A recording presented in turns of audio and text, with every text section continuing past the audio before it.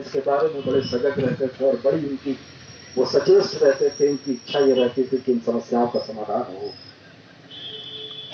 जब चेन्नई में उनकी तबीयत खराब होने के चलते वो हॉस्पिटल में भर्ती हुए और जब आपके मसले डिले होने लगे, देरी होने लगी, तब हमने स्वेच्छा से, आपके तरफ से प्रस्ताव नहीं आया था, हमने स्वेच्छा से आपके मसले पर पहल शुरू की और उन रास्तों को हमवार करने की कोशिश की जिनकी वजह से, जिन रोड़ों की वजह से आपकी बातें न हो पा रही।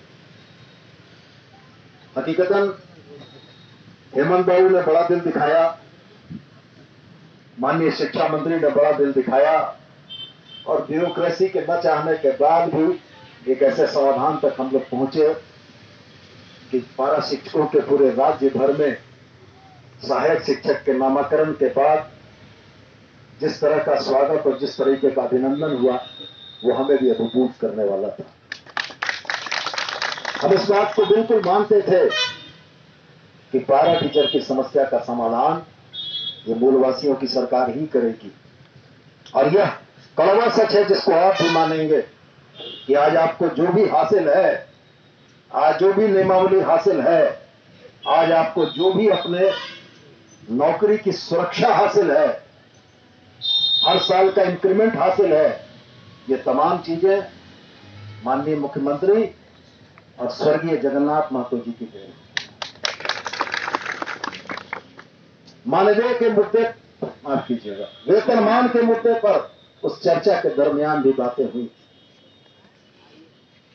जिस बिहार शिक्षक नियमावली का जिक्र आप कर रहे हैं, उस बिहार शिक्षक नियमावली को लागू करना बिहार की सरकार के लिए इसलिए आसान हुआ कि रोस्टर का अनुपालन करते हुए वहां पर पारा टीचरों की नियुक्ति की गई थी। हम लोगों ने अपने स्तर से आपके माध्यम से यह भी मांगा कि जिलों में जो टेट पास शिक्षक हैं उसमें रोस्टर का अनुपालन अगर नहीं हो पाएगा तो वेतनमान देने की संभावना नहीं बनती। अफसरों की आपत्ति इसी बात की थी। मैं मानता हूं कि आज महाधिवक्ता महोदय ने जो राय दी है वो तस्वीर का एक पहलू।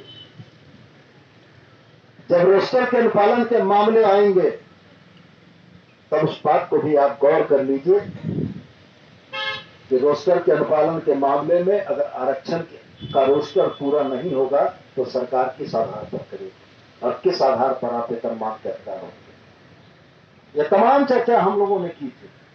परिस्थितियां यह बनती कि यदि 100 पारा शिक्षक टेट पास हैं और रोस्टर का अनुपालन अगर नहीं होगा तो कितने लोग छटेंगे, उसको भी जरा गिनती कर लीजिए।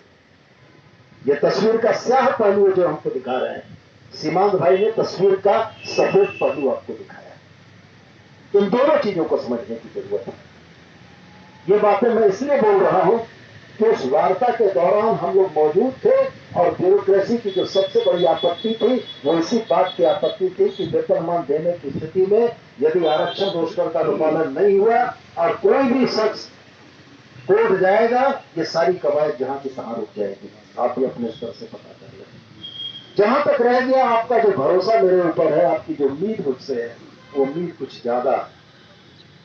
हम पोस्टमैन की भूमिका में हो सकते हैं, हम सरकार तक आपकी बात पहुंचाने की भूमिका में हो सकते हैं। हमारी ताकत इसे नीतिगत फैसले पर निर्णय लेने की नहीं। हम आपकी बहुतेरी जायज मांगों के समर्थन में हैं। जगन्नाथ बाबू का देहांत होने से पहले आपकी इस 8 घंटे वाली चीज को शिथिल करा के हम लोग एक पाली कराने की सैद्धांतिक सहमति बना चुके। ये दुर्भाग्यपूर्ण रहा कि उसके बाद जगन्नाथ बाबू का देहांत हुआ और जगन्नाथ बाबू के देहांत होने के बाद ब्यूरोक्रेसी के ऊपर जो अंकुश है वो अंकुश कहीं ना कहीं कम हो गया। तो हम आपसे ये कहना चाहते हैं कि सहायक आचार्य की जो नियुक्ति नियमावली में जिन संशोधनों की बात आप करते हैं, सैद्धांतिक रूप से हम भी सहमत हैं। हमने भी शिक्षा सचिव को जो पत्र लिखा वो पत्र आप ही के साथियों के माध्यम से हमने शिक्षा सचिव को भेजा और उनके व्हाट्सएप पर भी भेजा। उसमें हम इस बात के लिए सहमत थे कि जो 50% पद आपके लिए दिए जा रहे हैं क्षैतिज आरक्षण के तौर पर, उसमें अन्य संवर्गों को नहीं जोड़ा जाए। हम इस बात के लिए सहमत थे कि परीक्षा की जो अवधि है 8 घंटा 9 घंटा की बात चल रही है, इसको घटाकर एक पाली की परीक्षा की जाए। ये तमाम बातें थी। और साथ में हम इस बात के लिए सहमत थे कि आपके प्रतिनिधियों की उपस्थिति में शिक्षा विभाग के वरिष्ठ पदाधिकारियों के बीच में एक बार बैठक हो, और बैठक के उपरांत वेतनमान पे सरकार के ब्यूरोक्रेसी, सरकार के अधिकारियों का क्या मंतव्य है, ये आपके समक्ष भी आवे। लेकिन एक बात मैं जरूर कहना चाहूंगा, शिक्षा सचिव के रवि कुमार को महीना दिन पहले लगता हमने पत्र लिखा 28 तारीख को। हाँ, मैंने महीना होने ही जा रहा है, 25 तारीख में हम लोग बैठे हैं। इस बीच में वो लोग चल कर आए मेरे पास, लेकिन मेरी व्यक्तिगत व्यस्तता के चलते मैं 10 तारीख से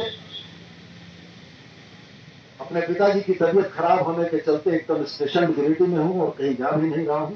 अभी भी हमारे पिताजी आईसीयू में भर्ती हैं। तो हमने स्पष्ट मनोज को कहा कि मनोज, जब तक हम घर नहीं देखेंगे तब तक बाहर देखने का मेरा कोई गुंजाइश नहीं। जिस पिता ने पैदा किया, पढ़ा लिखा कर मुझको यहां तक पहुंचाया, अगर आज वो बेड पर पड़ा हुआ है तो उसको देखना मेरा सबसे पहला कर्तव्य। उसके बाद ये हो, तो हम आज आपको फिर इसी बात को दोहरा कर कह रहे हैं कि शिक्षा सचिव से बात करके एक पैरा टीचर संघ जैसा पिछली बार बना था, जिसके 5-7 सदस्य थे, और मैं प्रयास करके एक बैठक निश्चित कराने की कोशिश करूंगा। और उस बैठक में आप भी अपना पक्ष रखेंगे। महाधिवक्ता के वेतनमान पर दिए गए जो उनके मंतव्य हैं उस पर भी चर्चा हो। ब्यूरोक्रेसी के मन में, आईएएस के मन में क्या परेशानी है, वो भी बातें निकल कर आए, और उसके उपरांत जो निर्णय होना होगा, जो समुचित निर्णय होगा, वो लिया जाएगा। लेकिन एक बात चलते चलते मैं कहना चाहूंगा, प्रतिनिधिमंडल 500 लोगों का नहीं होता है। प्रतिनिधिमंडल 5 लोगों का होता है, 10 लोगों का होता है। आप चल कर आए और आप जानते हैं, कोर ऑफ द हार्ट, दिल की गहराइयों से पैरा टीचर के आंदोलन या अनुबंध कर्मी, आपने कहा कि आप फॉलो हमको करते हैं। हम जिस विचारधारा के लोग हैं वो यह मानते हैं कि झारखंड के जो अनुबंध कर्मी हैं वो यहाँ के भूमिपुत्र हैं, भूमिपुत्रियां। इसलिए आपने देखा होगा कि रसोईया के मुद्दे पर भी हम दिखे आपको। आपने देखा होगा कि आंगनबाड़ी सेविका सहायता के मुद्दे पर भी दिखे, क्योंकि वो हमारी बहन बेटियां हैं। और अगर उनके सवाल हल नहीं होंगे इस सरकार में तो शायद कभी नहीं होंगे। तो मैं ये नहीं कहता हूं, मैं ये कहता हूं कि हमारी सहानुभूति 100% आपके लिए, लेकिन प्रदर्शन का तरीका अपने भाई को धमका के नहीं किया जाता। हम ये भी बात आपको कहें, मेरी ऑफिशियल कैपेसिटी नहीं, मैं विधायक जरूर हूं और आपके प्रतिनिधिमंडल से मिलने के लिए मैं तैयार हूं, लेकिन इतनी बड़ी संख्या में आना मेरे समझ से उचित नहीं। ताकत आप कहां दिखाते हैं जहां लड़ाई की संभावना होती है। ताकत वहां नहीं दिखाने की जरूरत है जहां आपका भाई आपके लिए बैठा हुआ है, खड़ा हुआ है, और जिसने करके दिखाया है। जबानी जमा खर्च नहीं है, पूरी जबान से हमने नहीं कहा। हमने जितनी बातें कही ये बातें यथार्थ में है और आपके नजरों में है। तो हम आपसे यही आग्रह करेंगे, बहुत दूर से आप लोग चलकर आए, इसकी जरूरत नहीं थी। मैं तो इंतजार इस बात का कर रहा था कि 5-10 लोग आएंगे। और एक बात और बता दूं आपको, फैसले हमेशा 5-10 लोगों के बीच ही होते हैं, मंत्रणाएं हमेशा 5-10 लोगों के बीच में ही होती। अभी जिन कागजातों का जिक्र ये कर रहे हैं वो कागजात हम इनसे ले जरूर लेंगे, लेकिन हम पढ़ नहीं पाएंगे। और पढ़ने के लिए और समझने के लिए और आपसे समझकर उन तर्कों को पदाधिकारियों के सामने कहने के लिए हमको भी मंथन और होमवर्क करना पड़ेगा। और इस होमवर्क के लिए फिर हमको आपके 2-4-5 लोगों को बुलाना होगा, फिर हम उनके साथ 1 घंटे बैठेंगे, आपके तर्कों को समझेंगे, आपकी बातों को समझेंगे, और पूरी तैयारी करके जब हम बैठेंगे मीटिंग में तब आईएएस को जवाब देने की ताकत मेरी होगी। और हमने हमेशा यही किया है। इस वार्ता में मेरी उपस्थिति रही है, आपके साथी भी अगर उपस्थित रहे होंगे तो आपने भी देखा होगा कि आपके विषय वस्तु को पूरी तरीके से समझ के जब हमने आईएएस के सामने सवाल किया है तो आईएएस को भी निरुत्तर होना पड़ा है और बात को मानना पड़ा। तो हम आपको पुनः एक बार इस बात का भरोसा दिलाते हैं कि जो आपकी जायज मांगे हैं वो जायज या उचित प्लेटफॉर्म तक पहुंचाने की मेरी जवाबदेही है।